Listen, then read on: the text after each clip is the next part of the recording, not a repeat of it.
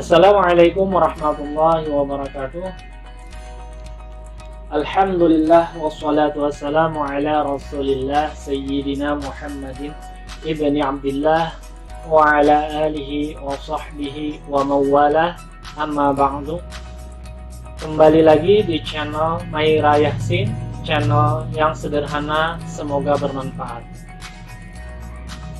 Kali ini kita akan kembali melakukan pembelajaran secara online, melanjutkan pembelajaran sebelumnya, yaitu pada video sebelumnya kita telah membahas tentang jalur masuknya Islam ke Indonesia. Kali ini kita akan membahas tentang sejarah dan teori masuknya Islam di Indonesia. Sejarah dan teori masuknya Islam di Indonesia itu akan kita bahas dalam 3 subtopik, yaitu yang pertama adalah waktu masuknya Islam di Indonesia, yang kedua teori masuknya Islam di Indonesia, yang ketiga adalah periodisasi masuknya Islam di Indonesia. Kita masuk kepada pembahasan kita yang pertama, yaitu waktu masuknya Islam di Indonesia. Ada beberapa pendapat mengenai waktu masuknya Islam di Indonesia. Nah, berikut ini adalah beberapa pendapat mengenai waktu masuknya Islam di Indonesia. Yang pertama adalah Islam masuk ke Indonesia pada abad ke-7. Pendapat ini didukung oleh beberapa para ahli, yaitu nama beliau adalah Haji Abdul Malik Karim Amrullah, yang kedua Dr. Andes Yunit Fariduri, dan yang ketiga adalah Jainal Arifin Abbas, dan juga didukung oleh Profesor Gabriel Veron dan Profesor Paul Whitley. Yang kedua adalah pendapat yang mengatakan bahwa Islam masuk ke Indonesia itu pada abad ke-11. Ini nanti juga ada dasarnya pendapat ini. Kemudian yang ketiga adalah abad ke-13. Abad ke-13 ini bersumber dari berita Ibnu Battuta dan catatan Marco Polo. Kita bahas dulu pendapat yang pertama, yaitu yang mengatakan bahwa Islam masuk ke Indonesia pada abad ke-7. Di antaranya adalah pendapat dari Dr. Andes Yunit Fariduri, yang mana beliau mengatakan bahwa agama Islam itu telah ada di Sumatera Utara, tepatnya di Tapanuli, pada abad ke-7, tahun 670 Masehi. Mengapa beliau berpendapat seperti ini? Hal ini didasarkan pada penyelidikannya terhadap sebuah makam, yaitu Syekh Mukaiddin di Tapanuli. Makam tersebut berangka tahun 48 Hijriah, itu artinya adalah tahun 670 Masehi, yaitu masuk pada abad ke-7. Yang kedua kita akan mengupas pendapat Jainal Arifin Abbas, yaitu beliau berpendapat bahwa agama Islam telah ada di Sumatera Utara pada abad ke-7, sama halnya dengan yang sebelumnya tadi, yaitu 648 Masehi. Karena pada waktu itu telah datang di Tiongkok seorang pemimpin Arab Islam dan telah mempunyai pengikut Islam di Sumatera. Itu menandakan bahwa pada saat itu abad ke-7 sudah ada terdapat Muslim di Sumatera Utara.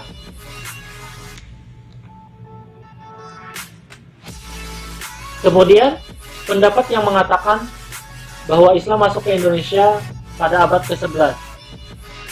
Dari mana pendapat ini berasal? Itu didukung oleh adanya bukti. Buktinya apa? Yaitu nisan Fatimah binti Maimun di daerah Leran, Gresik.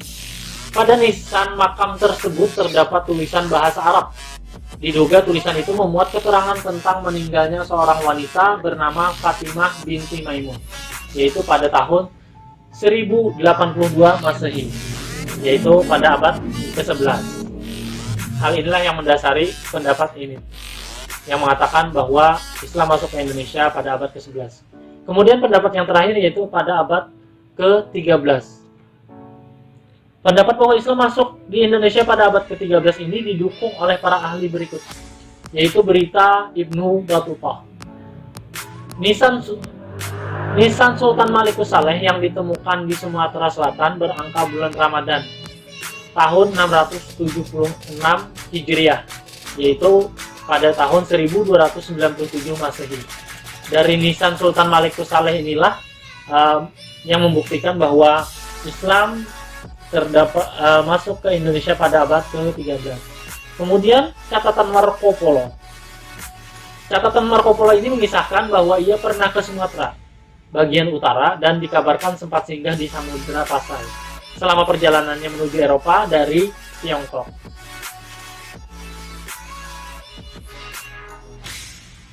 Kemudian kita akan masuk lagi ke pembahasan yang kedua, yaitu teori masuknya Islam di Indonesia.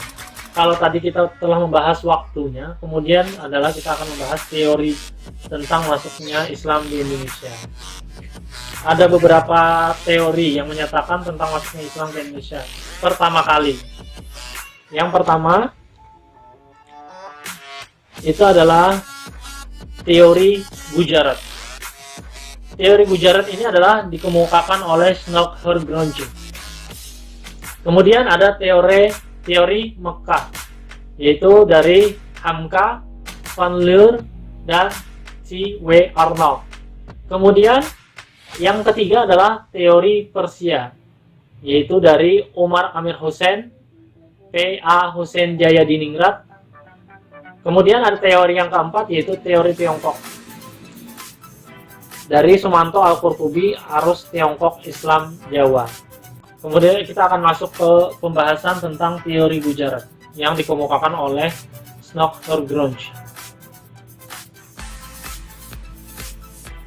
Snowcliffe Gronje, dia berpendapat bahwa masuknya Islam di Indonesia itu melalui jalur perdagangan antara Indonesia dengan Kambay atau Gujarat. Teori Gujarat menyebutkan bahwa Islam masuk ke Indonesia sekitar abad ke-13. Adapun dasar teori ini adalah pertama, kurangnya fakta yang menjelaskan peranan bangsa Arab dalam penyebaran Islam di Indonesia.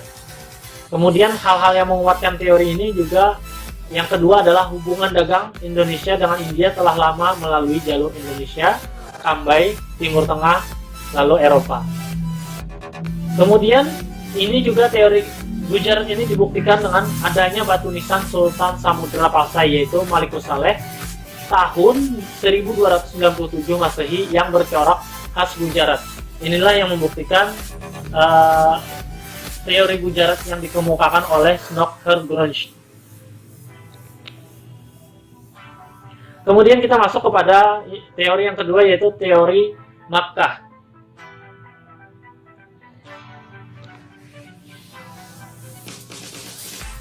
Mengapa teori Makkah ini bisa muncul? Ini dikarenakan pertama adalah kerajaan Samudra Pasai menganut mazhab Syafi'i. Ini yang mendasari teori Mekah ini muncul, karena kerajaan Samudra Pasai itu menganut mazhab Syafi'i. Pengaruh mazhab Syafi'i terbesar pada waktu itu adalah Mesir dan Mekah. Sementara itu Gujarat, India adalah penganut mazhab Hanafi. Oleh karena itu, teori Mekah ini merupakan sebuah teori yang membantah dari teori Gujarat. Karena jika teori Gujarat memang benar, maka Samudra Pasai kemungkinan akan menganut mazhab Hanafi, bukan menganut mazhab Syafi'i. Kemudian dasar yang kedua adalah raja-raja Samudra Pasai itu menggunakan gelar Al-Malik. Kenapa Al-Malik itu menunjukkan sebuah teori Mekah? Karena Al-Malik itu adalah gelar yang berasal dari Mesir, bukan ini merupakan membantah dari teori Gujarat, karena gelarnya adalah Malik, yaitu tadi Malikus Saleh. Kemudian lagi ada teori yang ketiga, itu adalah teori Persia yang dikemukakan oleh Umar Amir Hussein dan P.A. Hussein Jayadiningrat. Apa dasar teori Persia ini? Pertama adalah adanya kesamaan antara budaya Persia dan budaya masyarakat Islam pada waktu itu. Misalnya, ditemukannya makam Maulana Malik Ibrahim tahun 1419 Masehi di Gresik. Kemudian salah satu contohnya lagi, peringatan 10 Muharram atau Asyura atas meninggalnya Hasan dan Husain, cucu Nabi Muhammad SAW, yang sangat dijunjung oleh orang Syiah. atau Islam di Iran. Di Sumatera Barat, peringatan tersebut disebut dengan upacara tabwid atau tabut. Sementara itu, di Pulau Jawa ditandai dengan pembuatan bubur syuro. Ini kemudian yang ciri berikutnya adalah kesamaan ajaran sufi yang dianut oleh Syekh Siti Jenar dengan sufi dari Iran, yaitu Al-Hallaj. Inilah yang mendasari teori Persia.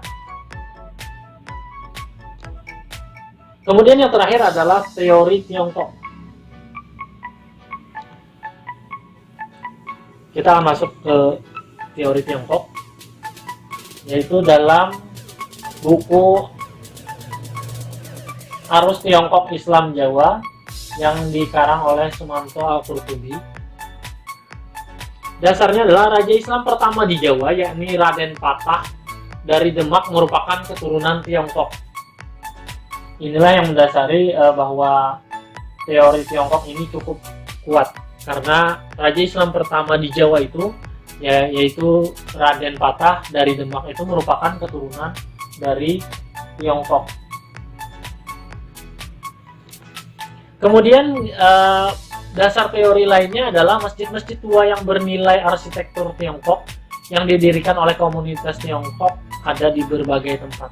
Jadi terdapat masjid-masjid tua yang bernilai arsitektur Tiongkok yang didirikan oleh komunitas Tiongkok di berbagai tempat. Itu membuktikan bahwa teori Tiongkok ini juga cukup kuat. Namun, kita simpulkan keempat teori tersebut memiliki kebenaran dan kelemahan masing-masing. Namun, teori yang terkuat adalah teori Arab. Hal ini ditegaskan juga dalam seminar sejarah Islam yang berlangsung di Medan pada tahun 1963 yang dikukuhkan lagi dalam seminar sejarah Islam di Banda Aceh tahun 1978, yaitu bahwa agama Islam telah masuk ke Nusantara pada abad ke-1 Hijriah atau abad ke-7, langsung dari tanah Arab. Daerah yang pertama kali menerima Islam di Nusantara adalah Aceh. Berawal dari daerah itulah Islam mulai menyebar ke berbagai pelosok Indonesia, yaitu wilayah-wilayah Pulau Sumatera. Selain pantai Sumatera bagian utara, yaitu Pulau Jawa, Sulawesi, Kalimantan, serta Kepulauan Maluku dan sekitarnya dalam kurun waktu yang berbeda-beda. Disinilah lalu muncul sebutan Aceh adalah Serambi Mekah. Hal ini disebabkan karena Aceh adalah daerah pertama yang menerima ajaran Islam langsung dari Mekah atau Arab. Ini adalah tentang teori masuknya Islam di Indonesia. Yang kemudian yang terakhir adalah periodisasi masuknya Islam di Indonesia. Ketika kita berbicara tentang periodisasi, itu adalah kita bicara tentang pembagian waktu atau berbicara tentang waktu atau masa. Periodisasi masuknya Islam di Indonesia itu dibagi kepada 3 gelombang. Yaitu yang pertama adalah gelombang pertama, yaitu abad ke-1 atau ke-7 Masehi, abad ke-1 Hijriah atau 7 Masehi. Yang kedua adalah gelombang kedua, abad ke-6 Hijriah atau 13 Masehi. Dan yang ketiga adalah gelombang ketiga, yaitu pada abad ke-9 Hijriah atau 16 Masehi. Kita akan masuk kepada pembahasan yang pertama, yaitu gelombang yang pertama. Itu rombongan pertama, yaitu berasal dari Basrah, sebuah kota di Irak pada masa pemerintahan Bani Umayyah. Pada saat itu kaum Alawiyin di Irak itu dikejar-kejar oleh pemerintah Bani Umayyah, dan sebagian dari kaum Alawiyin tadi melarikan diri ke Nusantara hingga mendakwahkan agama Islam. Mereka adalah rombongan yang dipimpin oleh Makhda Khalifah. Itu adalah gelombang yang pertama. Kemudian kita masuk kepada gelombang yang kedua. Gelombang yang kedua ini adalah rombongan dakwah kedua dipimpin oleh Sayyid Jamaluddin Al-Akbar Al-Husaini bersama dengan anak cucu-cucunya yang berjumlah kurang lebih 17 orang. Mereka itu mendarat di pantai Gresik, Jawa Timur. Para pendakwah lainnya pada periode ini adalah Maulana Malik Ibrahim, yaitu Sunan Gresik, Maulana Ishaq, Ayahanda Sunan Giri, dan Raden Rahmat, yaitu Sunan Ampel. Kemudian kita akan lanjut ke gelombang ketiga. Pada gelombang ketiga ini diperkirakan masuk pada abad ke-9 Hijriah, yaitu 16 Masehi. Rombongan ketiga ini datang dari Tarim, Hadramaut dan Hadramaut, nama di daerah Yaman. Mereka berjumlah lebih dari 45 orang dan datang secara berkelompok berkisar 2, 3, sampai 5 orang. Mereka mengajar dan menetap di berbagai daerah Nusantara. Bahas pada hari ini, maka Bapak cukupkan sampai di sini. Bapak akhiri dengan wassalamualaikum warahmatullahi wabarakatuh. Terima kasih. Tetap semangat ya.